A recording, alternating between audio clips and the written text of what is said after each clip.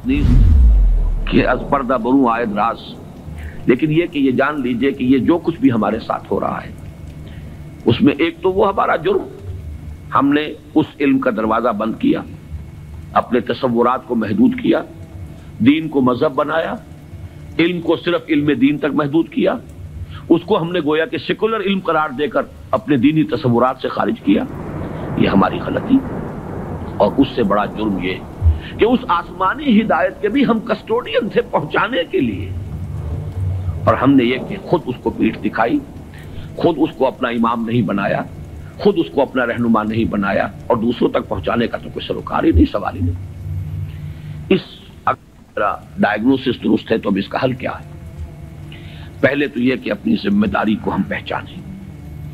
ظاہر بات ہے کہ ذمہ داری جتنا بڑا رتبہ ہے اس کی اتنی ہی بڑی ذمہ داری ہے، اور اگر وہ پہلو تو ہی کرے تو اتنی ہی سخت سزا کا مستوجب ہوتا ہے۔ کمتر درجے کی ذمہ داری ہے، کوتاہی بھی ہو گئی ہے تو کمتر درجے کی سزا کفایت کر جائے گی۔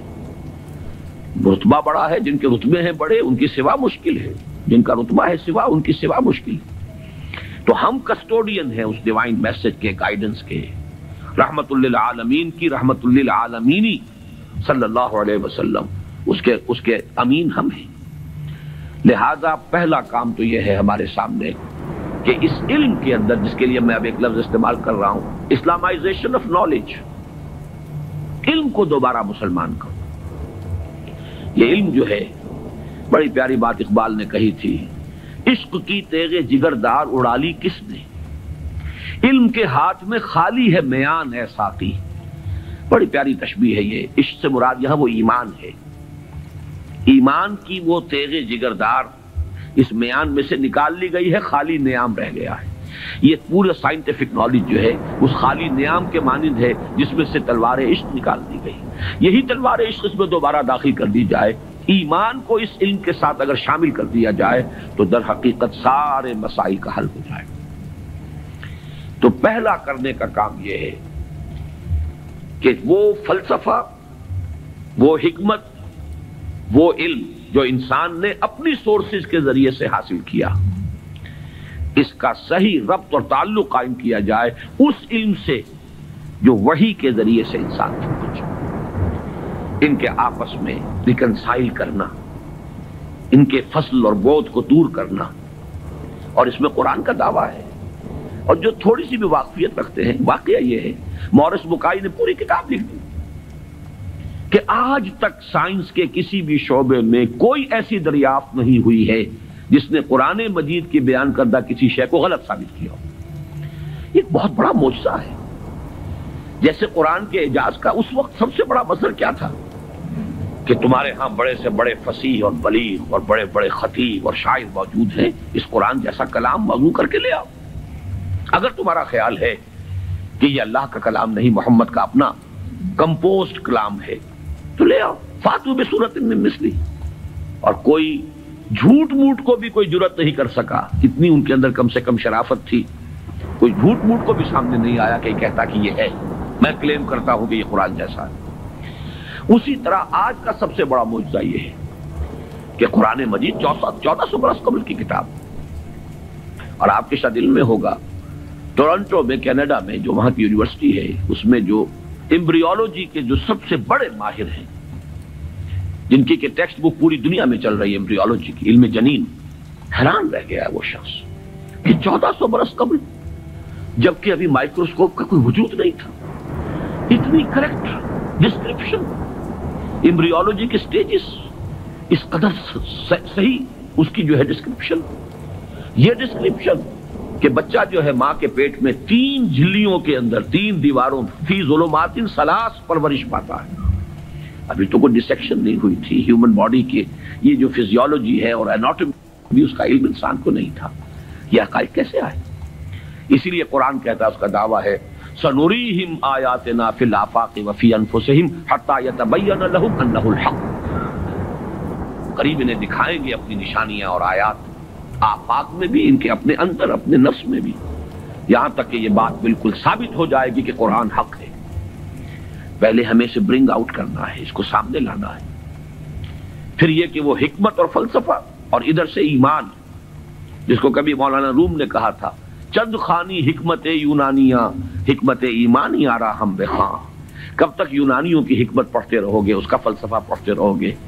کبھی قرآن کا فلسفہ، قرآن نے جو حکمت سکھائی ہے اسے بھی پڑھو. یہ ریویلڈ نالج ہے، یہ ریویلڈ وزڈم ہے، یہ ایکوائرڈ نالج ہے، یہ ایکوائرڈ وزڈم ہے. ان دونوں کے درمیان ربط قائم ہونا چاہیے، جو علم کلام کا موضوع رہا ہے ہمیشہ. آج ضرورت ہے ایک نئے علم کلام کی، اس لیے کہ وہ قدیم علم کلام جو تھا وہ اس فلسفے کے حوالے سے تھا جس کی بنیاد منطق تھی. آج جو علم کلام ہے وہ چاہیے جو سائنٹیفک ڈیٹا جو انسان نے کلیکٹ کیا ہے اس کے ساتھ صحیح ربط و تعلق قائم کرے قرآن مجید کا اور اس کی دی ہوئی تعلیمات کا. اس سے یہ ہے کہ یہ گیپ جو ہے وہ برج ہوگا اور اس کے اندر ایک توحید کا رنگ پیدا ہوگا بجائے سلبیت کے. یہ علم اور یہ علم اور. ایک بڑی سادہ سی مثال میں آپ کو دے رہا ہوں. ایک بڑے نیک نوجوان تھے، یہ کوئی 10-15 سال پرانی بات بتا رہا ہوں. MSc باٹنی انہوں نے کیا. ریلیجس ایکٹیوسٹ، بڑے میدان میں مذہب کے لیے بڑے جوش و خروش سے کام کرنے والے. میں نے ان سے پوچھا کہ آپ کا کیا خیال ہے ڈاروین کے نظریے کے بارے میں؟ کہنے لگے کفر ہے. میں نے تھوڑا سا پاز کیا، میں نے کہا ٹھیک ہے وہ کفر تو ہے، لیکن تم نے کیا ہے، وہ مجھ سے کافی چھوٹے ہیں عمر میں، میں نے کہا تم نے کیا ہے MSc باٹنی، مجھے تو اس حوالے سے بتاؤ کہ جو اس بایولوجی کے فیلڈ میں اس کے لیے جو دلائل ہیں، جو اس کے لیے شہادتیں ہیں، جو اس کے لیے ثبوت دیے گئے ہیں، ان کے بارے میں کیا رائے ہے؟ تو بلیو می ان کا جواب یہ تھا وہ تو بہت کنونسنگ ہے. یہ ہے وہ سپلٹ پرسنالٹی. ایک شے جو بڑی کنونسنگ ہے، MSc باٹنی کی ہے، اس میں جو کچھ پڑھا ہے اس کی روح سے وہ سمجھ رہے ہیں کہ ڈاروین کا نظریہ ارتقاء بڑا کنونسنگ، اس کے لیے مواد موجود ہے، دلائل ہیں، شواہد ہیں، لیکن ہے کفر. یہ سپلٹ پرسنالٹی، دماغ کے ایک گوشے میں ایک چیز ہے، دوسرے گوشے میں دوسری چیز ہے. یہ سپلٹ پرسنالٹیز دنیا میں کوئی کام نہیں کر سکتی. کمپوز پرسنالٹیز، ایک وحدت جس کو کہا ہے قرآن نے علی وجہ البصیرۃ قل ھذہ سبیلی ادعو الی اللہ علی بصیرۃ انا ومن اتبعنی.